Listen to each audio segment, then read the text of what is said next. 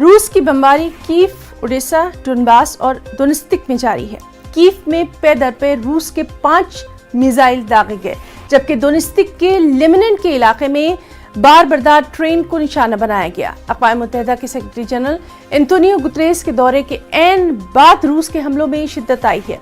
कीव पर किए गए मिसाइल हमले में फिलहाल किसी जानी नुकसान की इत्तला नहीं है। उधर सदर वोलोदिमीर ज़ेलेंस्की का कहना है कि रूस को मुंह तोड़ जवाब दिया जा रहा है।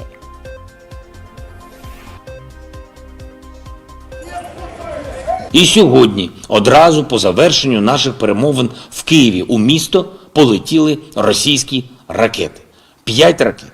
І це багато що говорить про справжнє ставлення Росії до глобальних інституцій, про намагання російського керівництва принизити ООН і все, що організація уособлює.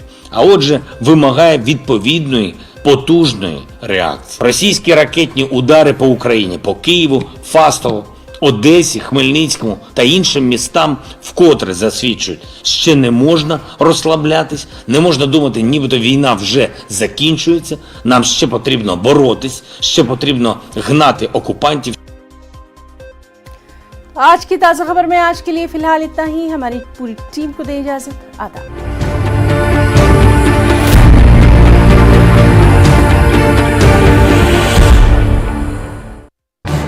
इस न्यूज हेडलाइंस के प्रायोजक पेट सफा आयुर्वेद